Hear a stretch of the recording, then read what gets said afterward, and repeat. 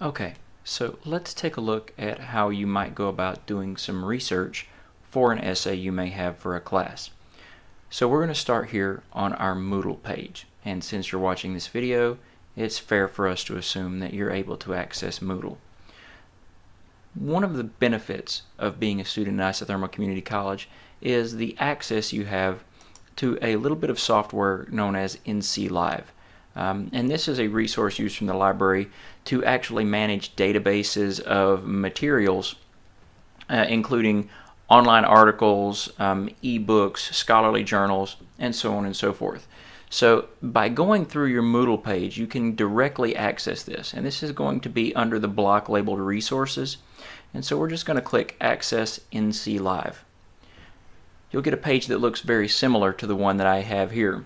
And the first thing that you may want to do is simply type in your search criteria here.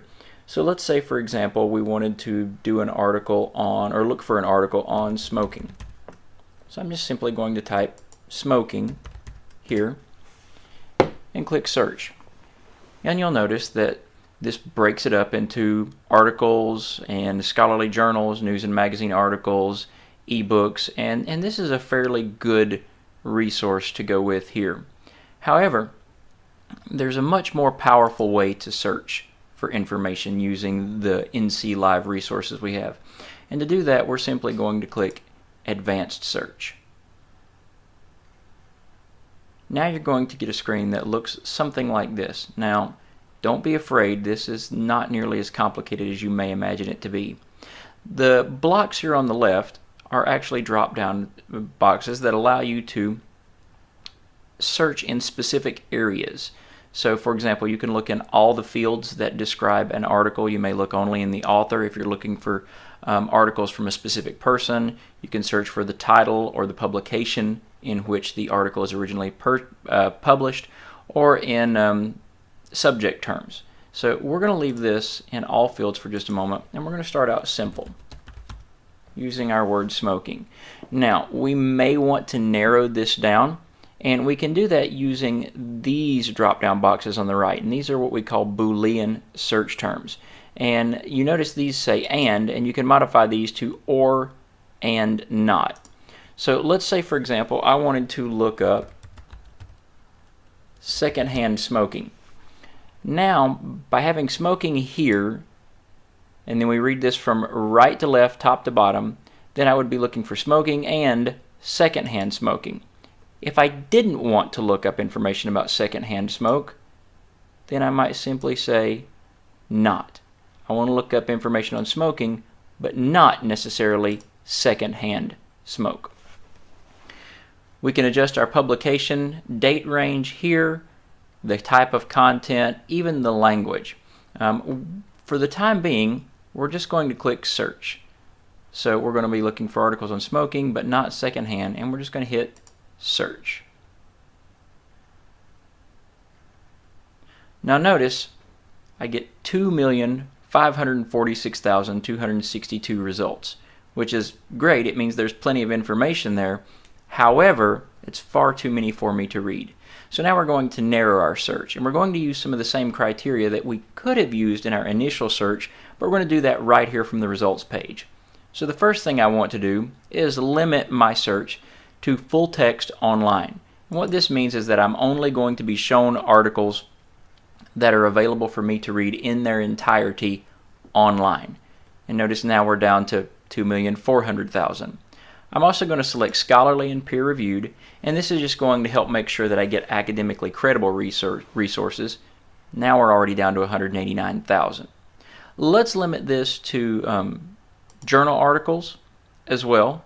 Notice every time I hit a limiter, I simply put a checkbox, and we can see these numbers dropping. Let's also limit this to discussions on public health, and this is going to be under the discipline section. Now I'm down to 29,000, and here under publication date, we can simply use this slider to adjust the date range, and we can go very, very far back, but I want to limit my search to, let's say, only articles written in the last year. And now you see I'm down to 2,668 results, all the way down from well over 2 million. So while 2,668 is still a little too many for me to read them all, it does allow me to browse through some of the titles and see if I might find something that's interesting.